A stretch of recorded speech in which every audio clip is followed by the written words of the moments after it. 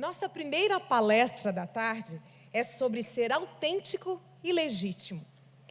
Há uma versão da nossa identidade que é original, sem cópias ou plágios. Isso significa que nossa essência não sofreu qualquer alteração ou mutação, ela é verdadeira. Alcançar este nível é para poucos.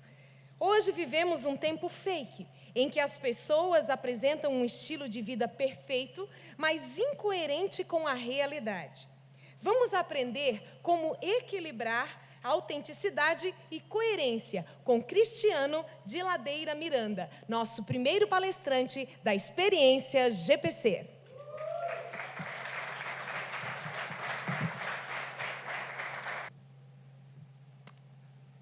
Boa tarde, como vocês estão? Felizes? Só para que eu possa ter uma noção, quantos aqui estão hoje e estiveram ano passado? Legal, tem um bom número.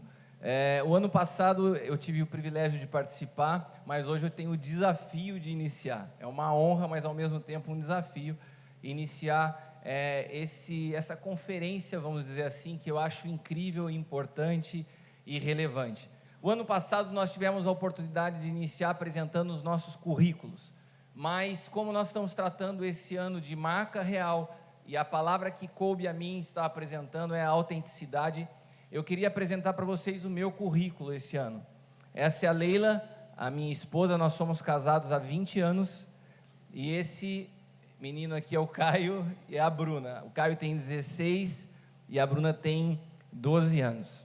Essa é minha família, e na verdade o reino de Deus é uma manifestação da realidade de quem nós somos, através daquilo que nós geramos. Não adianta você fazer um currículo, que pode até constar que você já esteve em Harvard, como nós vimos recentemente nesse nosso país, que acontece de tudo. A realidade de quem nós somos se manifesta dentro da nossa casa, nas nossas famílias. Eu poderia falar muitas coisas da minha vida, mas os meus filhos e a minha esposa expressam a realidade que eu vivo. Eu creio que nós vamos ser confrontados quando falamos de autenticidade, para olhar para dentro de nós e nós nos perguntarmos qual a realidade que vivemos, porque quando Deus resolveu manifestar a verdade de que Ele era, Ele se revelou através do seu Filho. Cristo é a manifestação visível de um Deus invisível. Assim como os nossos filhos e nossa família é a manifestação visível da realidade que nós portamos. Não são os nossos currículos que falam de nós, é a nossa família que fala de nós. Hoje nós estamos tendo que tomar muito cuidado, porque muitas frases feitas estão entrando dentro da igreja, mescladas com o humanismo, e estão se tornando verdade. Você quer ver uma que hoje está na boca de todo aquele que fala de coaching? Você é a média das 5 pessoas com quem você convive. Se você quer ser uma águia, caminhe com águias, ou voe com águias. Isso é uma mentira, e entrou para dentro da igreja. Se isso fosse realidade, Jesus teria sido alguém terrível na sua vida, porque caminhou com Judas, caminhou com prostitutas, caminhou com publicanos, porque a verdade que nós somos não tem a ver com as pessoas que convivemos, mas com a natureza que nós portamos. E é disso que nós temos que falar a respeito de autenticidade, porque ela vai determinar com clareza aquilo que nós vamos manifestar nos nossos negócios. Nós tivemos um caso recente, que foi essa história do Neymar. Alguém não sabe do que está acontecendo aí ou não? Você vive em outro planeta, né? Então nós vivemos um caso, cara, nós estamos vivendo uns dias tão interessantes, né? A pessoa vai e publica a intimidade de uma conversa para tentar mostrar a realidade dos fatos. E o que me chama a atenção é que quando ele começa, dentro do tema que nós estamos abordando hoje, é que quando ele começa a conversa com a garota, né, e ela manda algumas fotos, ele responde para ela assim: e aí, fake? E eu fico pensando, olha o tempo que nós estamos vivendo, onde a pessoa, ela tem dificuldade de acreditar que o outro é uma verdade. A gente está vivendo algo tão superficial, e nós estamos vivendo dentro de uma realidade tão abstrata, que você tem dificuldade de acreditar em quem você está vendo, se você está falando com alguém que é real ou verdadeiro. Então, esse é o panorama dos dias que nós vivemos, né? E aí, fake, né? E aí, você é verdadeiro ou você é falso? Quando nós falamos de autenticidade, nós estamos falando de certeza de veracidade. Autenticidade, o significado de autenticidade é certeza de veracidade, ou certeza da verdade. Como nós podemos chegar a uma consciência, uma certeza de verdade? Nós estamos vivendo em dias onde as redes sociais deram voz à mentira. As redes sociais, elas estimulam isso. Vocês estão vendo nessa semana, olha como que é preparar uma palestra nesses dias. E o Jackson ainda pede para a gente mandar um mês antes. Essa semana saiu uma notícia que vaza do tal do jornal Intercept, passando mensagens do Telegram, do Moro e de tantas pessoas envolvidas, juízes. E você pensa assim, aquelas mensagens que foram vazadas são reais ou são verdadeiras? Agora você tem que conseguir provar se o que o hacker mostrou é real ou falso, porque a gente não tem mais certeza de verdade. Ou seja, nós estamos em dias onde a autenticidade está sendo questionada. Se a autenticidade é certeza de veracidade, como nós vamos trabalhar com isso nos dias que nós estamos vivendo? Esse é o nosso grande desafio. Vocês conseguem prestar bem atenção nessa foto? Os invejosos vão dizer que é uma montagem, né? Vocês já ouviram falar do Cristiano Ronaldo? Acredito que não. O meu nome é Cristiano Miranda, né? E alguns acham que eu imito a ele. Na verdade é o contrário, né? O jeito os gestos jogando bola, a habilidade no futebol. Eu queria falar para vocês que na verdade a diferença de idade não é muita, mas muita das jogadas que o Cristiano faz, até a maneira dele comemorar o gol quando ele faz assim, ele aprendeu comigo. Vocês acham que isso é real ou você acha que eu estou mentindo? Vocês acham que eu ia subir aqui para falar uma mentira? Gente, você fazer uma montagem de uma foto hoje é uma coisa tão simples. Se a gente imaginar 20, 30 anos atrás, era algo completamente impensável, né? Mas nós estamos vivendo nesses dias. E eu me recordo, eu trabalhei durante muito tempo com importação e exportação, focada na área de construção civil, e tive algumas viagens à China, da onde nós trazíamos materiais como porcelanato, vaso sanitário, louças, metais para construção civil. E eu fui na maior feira de construção civil do mundo, que aconteceu em Pequim, em 2011, 2012, e eu me recordo que nós estávamos procurando metais que pudessem ter a qualidade para competir com uma Deca, que é uma marca conhecida no mercado nacional, tivesse uma qualidade compatível com preço melhor. E eu cheguei na feira e me deparei num stand muito bem apresentado, com meninas muito bem vestidas, apresentadas, e outra coisa, um catálogo fantástico. Pensa num catálogo todo com verniz, os produtos lindíssimos, a empresa apresentando ali todas as certificações, ISO 9000, 14000, 18000, e eu virei para o meu amigo que estava ao meu lado e falei assim, acabou a procura, chegamos na empresa que nós precisamos, com certificações, com qualidade, olha que lindo que é o catálogo. Então eu fiz o seguinte, eu contratei uma empresa e fui no dia seguinte visitar as instalações dessa fábrica, que eu tinha recebido esse catálogo na feira. Quando eu cheguei no catálogo, essa foto é uma foto que eu tirei 14 de setembro de 2011, essa era a realidade dos operários que trabalhavam nessa empresa. Essa mulher estava trocando a sua filha debaixo do balcão, onde tinham as colunas de sustentação de pias de louça. E isso não era um caso isolado, isso estava espalhado por toda a fábrica. Eles comiam, faziam suas necessidades todas nesse ambiente. E quantos brasileiros compram materiais de construção da China sem saber a origem, sem saber a condição que se está comprando? Então hoje, catálogos, eles podem mostrar muitas coisas. A realidade do que acontece dentro de uma empresa não dá para você perceber por um catálogo mais.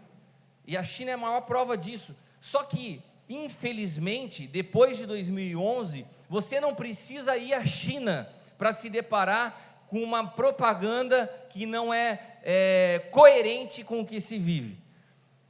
Isso aqui é uma marca bastante conhecida no Brasil. Quantos de vocês já ouviram falar de Tang? Tang recebeu uma multa de R$1 milhão. Por que Tang recebeu uma multa de R$1 milhão no ano passado, porque no seu rótulo ele diz que esse produto é perfeito para suas crianças, para a saúde, porque não tem corantes artificiais. Gente, você toma Tang de laranja, a sua boca fica laranja. Como que uma marca tem a coragem de colocar no seu rótulo que não usa algo que você percebe? Se você quiser tingir a parede da sua casa, você pode usar Tang. Mistura Tang com uma lata de souvenir branca, latex, PVA, e você vai conseguir dar uma cor na sua casa. E a pessoa tem a coragem de pôr no rótulo como se estivesse vendendo um produto para um bando de ignorante. Quando nós falamos de autenticidade, nós precisamos entender que não é só o que você aparenta vender, é a realidade que está por trás da marca. E se nós estamos tratando com cristãos, isso tinha que ser uma praia onde a gente fala e fala assim: nesse mar eu nado tranquilo. Mas infelizmente, nós ainda estamos muito focados no sucesso e cometendo as mesmas práticas que o mundo coloca. Não há como negar que se a sua empresa não está na internet, seu produto não pode ser adquirido através de um smartphone, você estará com problema nos próximos anos. Então, se tudo isso que está acontecendo tem a ver com a internet, nós precisamos entender que isso só vai aumentar. Se o seu produto não é um produto vendável através de um site ou smartphone, você vai estar com problema nos próximos anos. Isso é uma tendência. E nós precisamos entender isso. Áreas como advocacia, pasmem, vão ser totalmente concentradas na inteligência artificial. E nós precisamos entender que se esse mundo virtual está invadindo tudo, como nós vamos nos comportar para manter uma verdade que portamos diante de uma realidade tão complexa de se trabalhar. Esse robô, ele é uma imagem de uma das maiores revoluções no mercado jurídico, ele se chama Watson. Na verdade, isso é só uma brincadeira da IBM, ele não é um robô tangível, mas ele é um software que pode ser instalado em escritórios de advocacias por uma bagatela de alguns milhões de reais, e ele faz o trabalho que 20, 30 recém-formados advogados ou estagiários de advocacia fariam. Esse Watson, ele é capaz, inclusive, de determinadas causas, ele passa pelos tribunais e percebe a jurisprudência de cada juiz que julgou, para entender qual o melhor tipo de defesa ele sugere ao proprietário do escritório. O que isso quer dizer? É que o mercado de advocacia nos próximos anos vai passar por uma revolução. Um dos maiores escritórios de advocacia do estado de São Paulo, que eu conheço pessoalmente, o proprietário, adquiriu isso. Ao adquirir isso, ele eliminou pelo menos 60% da sua folha de pagamento. O trabalho é mais eficiente, o trabalho é mais preciso e o trabalho é mais confiável. Mas, em meio ainda a tudo que nós estamos vivendo, tem pessoas que têm dúvida com relação a isso. Tem pessoas que pensam assim: mas será?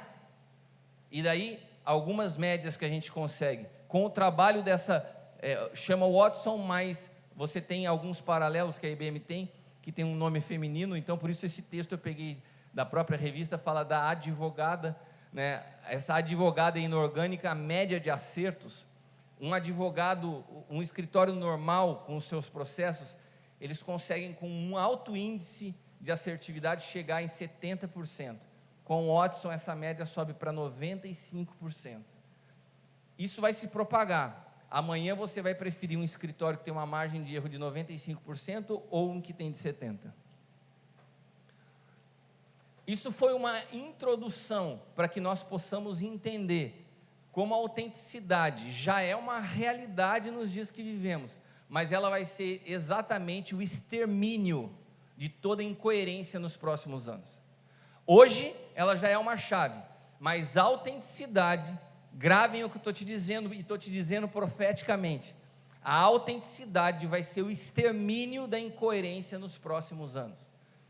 A incoerência não vai sobreviver com tanta visibilidade que se tem hoje nos mercados.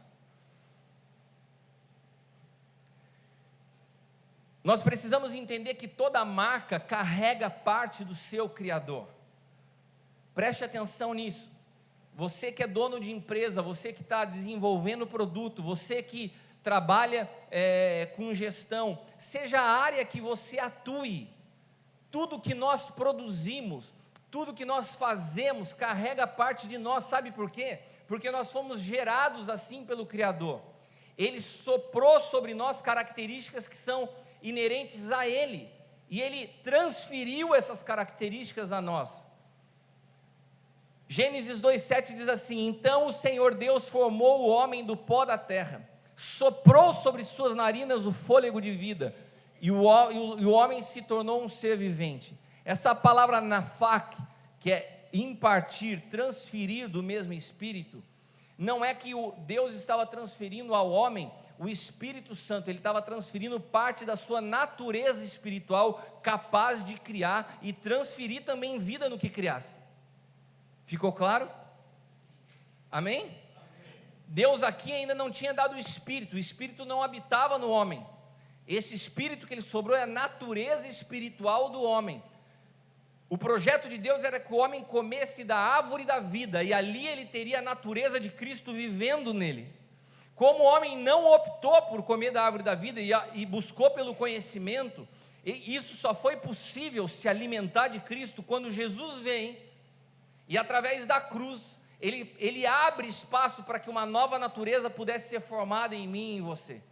Mas nesse momento da história, Deus não estava transferindo o Espírito Santo ou o Espírito de Cristo, Ele estava transferindo parte da sua natureza criadora. E qual é a característica dessa natureza criadora? Tudo que eu crio carrega parte de mim. Repita comigo: tudo que eu crio carrega parte de mim. Isso não tem a ver só com os nossos filhos gerados, isso tem a ver com tudo que nós criamos. A tua empresa carrega parte de você. Os produtos que um dia, imagens, quem trabalha na área de marketing, cada arte desenvolvida carrega parte de você. Vocês já ouviram falar de quadros proféticos? O quadro é profético não pelo que foi desenhado, ele é profético pelo espírito de quem desenhou.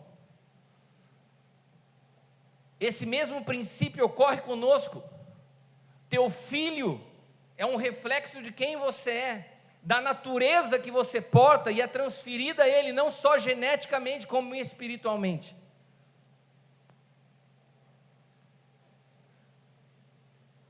Eu sou um admirador da Apple, gosto dos produtos da Apple, mas confesso que fiquei assustado com a idolatria que se formou em torno da figura do Steve Jobs, que não é nada daquilo que muitas vezes nós começamos a ver sendo falado a respeito dele depois da sua morte.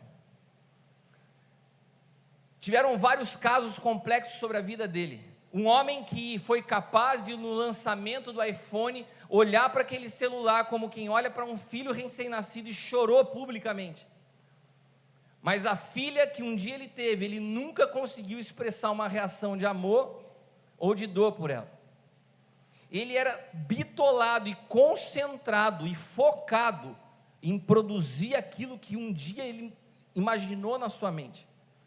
E isso era tão forte dentro dele, que quando ele concebeu e aquele produto nasceu, eles terceirizaram sua produção a uma empresa na China chamada Foxconn.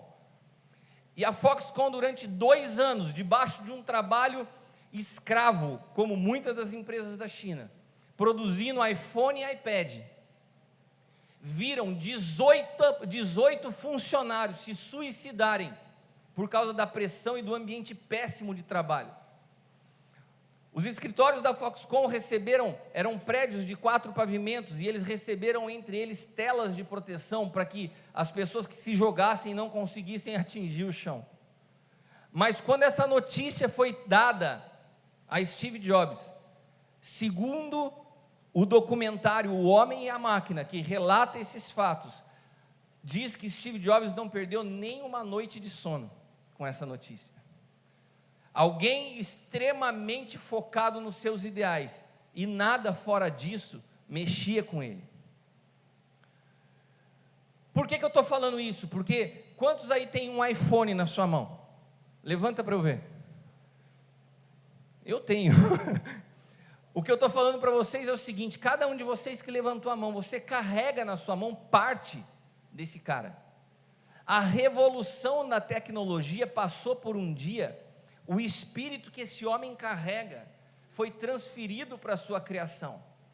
Tem um texto, eu quero ler para vocês um texto do documentário que se chama O Homem e a Máquina. Isso é texto do documentário, não é palavra minha. A contradição da vida de Steve Jobs está em sua criação.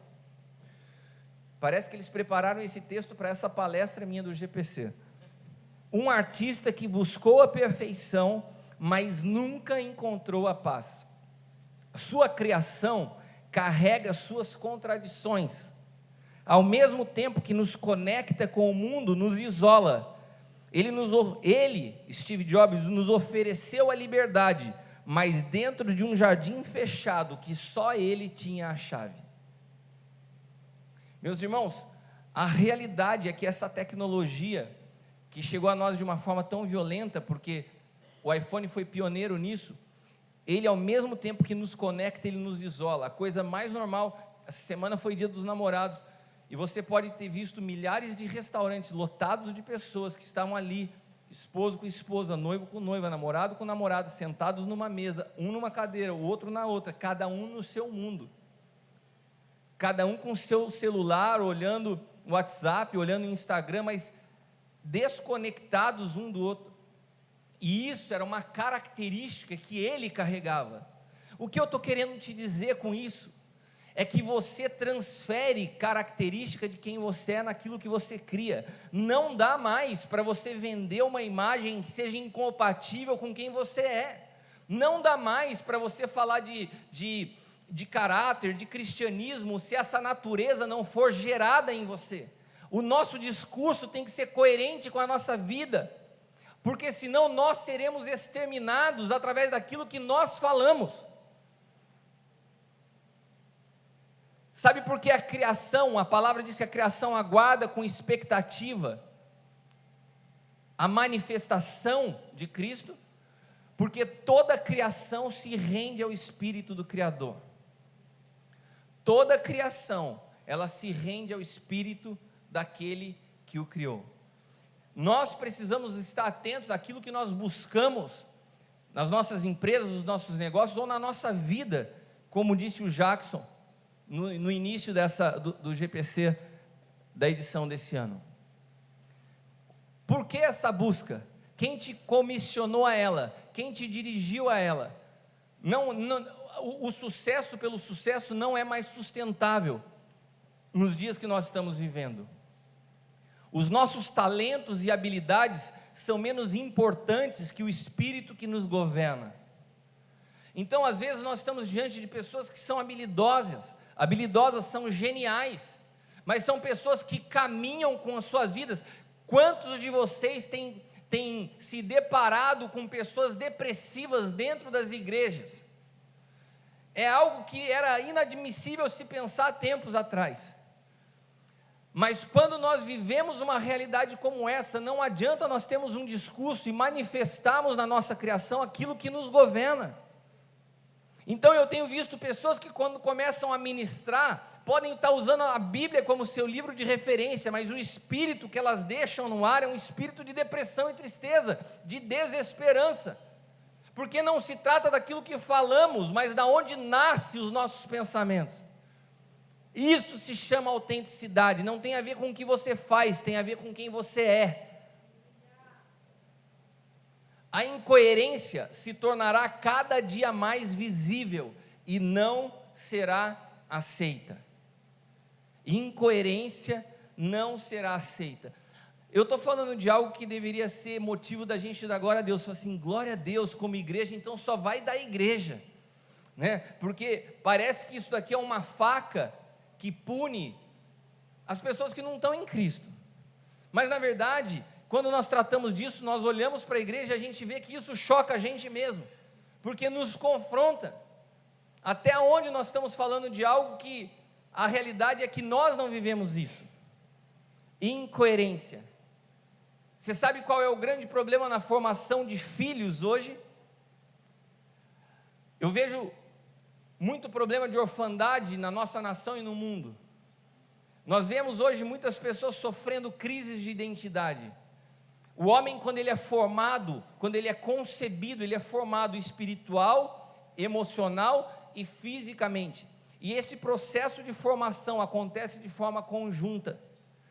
Uma pessoa que cresce fisicamente e vai construindo a sua estrutura, na sua coluna, no seu físico, na sua mente, formando a sua cabeça, ao mesmo tempo vai tendo a formação de um homem espiritual. A figura de um pai, assim como o cuidado para que uma criança que está em formação não caia, não sofra dano na sua coluna, não sofra dano na sua cabeça é importante, a figura de um pai é a mesma proteção que precisa haver nas emoções de alguém em formação. Então, quando hoje nós vemos uma geração sendo formada sem referência de paternidade, nós vemos que essas pessoas num futuro acabam manifestando uma incoerência, porque elas são vítimas da sua própria história, elas tentam provar valor que elas nunca receberam. Isso tem a ver com incoerência. Nós não podemos fazer como motivação da nossa vida provar algo a alguém. Primeiro temos que ser restaurados na nossa identidade, para que aí então nós possamos entender em Deus o propósito das nossas vidas. Fora isso, pode ser que o seu trabalho seja uma fuga. Pode ser que o tanto que você tem de sucesso tente encobrir o fracasso da realidade de quem você é, e essa conta não fecha. Sabe, eu estou diante de algumas negociações importantes nesses dias, e duas dessas pessoas que estão negociando comigo me chamam para reunião no domingo. Ontem me mandaram uma mensagem, 8 horas da noite, podemos fazer uma reunião, e eu estava saindo para ir para o aeroporto. E sabe o que eu vejo neles que tem esse tempo sempre disponível? Eles passam por grandes problemas dentro das suas casas. Um está quase se separando da mulher, o outro passa por conflitos com os filhos. Então o trabalho é uma fuga, deixa eu demorar para chegar em casa. Teve um dia que eu tive que chegar para eles e falar assim: olha, deixa eu falar uma coisa para vocês. Eu estou no meio de uma negociação importante para a minha vida, mas eu tenho uma família. Eu tenho horários que eu preciso estar com meus filhos. Final de semana é um tempo que eu estou junto deles. Porque senão você se sujeita à realidade daquilo que governa aqueles que estão à sua volta. Eu queria só dizer uma coisa para que nós pudéssemos encerrar. E eu estou cumprindo o meu tempo. Se nós estamos sendo confrontados com a verdade e com a natureza que nós carregamos, se nós pudéssemos olhar para isso e falar: uau, essa é a nossa praia, caminhar na verdade, quantos de nós se empolgaria com essa notícia, ou quantos de nós estaríamos preocupados ao saber que amanhã a verdade vai ser a régua de corte de todo o mercado de trabalho? Quantos de nós cristãos permaneceremos? E eu quero concluir com essa pergunta tranquila: quantos de nós cristãos permaneceremos no mercado ao sermos confrontados com a verdade? Queria que você anotasse isso. Se nessa tarde, começando essa palestra, essa pergunta fosse feita a você, e essa pergunta fosse uma linha mestra para dar destino ao teu negócio, e falar assim: olha, se o teu negócio, se a tua vida for confrontada com a verdade, você permanece ou você está fora do mercado? O que você faz reflete quem você é. O que você é te dá condições de olhar com segurança o teu futuro e falar assim: eu estou respaldado na verdade. Ou quando você vê uma questão dessa, dá um frio na barriga e você fala assim: pode ser que eu seja um dos que o Jackson falou que vai ter que fechar o negócio nos próximos anos. Meus irmãos, eu tenho convicção de um princípio, que a primícia, ela determina o restante da massa. Essa palestra que inicia o GPC, que ela possa ser um despertar para nós, a respeito do que nós temos vivido, porque eu sei que o Senhor vai seguir construindo, ao longo dessas palestras, entre hoje e amanhã, muitas coisas em nós. Mas se nós queremos ser criativos, se nós queremos ser inspiradores, se nós queremos ter uma mente profética, antecipar futuro, tantas coisas maravilhosas, a base dessas coisas é: qual a verdade que portamos? Porque a incoerência, ela vai ser inadmissível, não só entre os cristãos, no mercado como um todo, diante de toda essa realidade que eu expus para vocês nessa tarde. Amém? Queria agradecer a todos a oportunidade, ao Jackson, meu amigo, a Josi, dizer para vocês que é uma honra, né, estar aqui. Se vocês quiserem, no último GPS, eu ministrei e tive que ir embora. Ou eu vou estar aqui até amanhã, estou à disposição para conversar mais sobre esse assunto ou outros. Eu tenho 2 livros escritos que eu trouxe também, quem quiser a gente pode estar falando a respeito sobre isso. E se você quiser também manter contato, eu estou à disposição nas redes sociais, é Cristiano Miranda AP, você pode achar no Instagram, Facebook e Twitter, ok? Deus abençoe a todos e vamos seguir nessa jornada.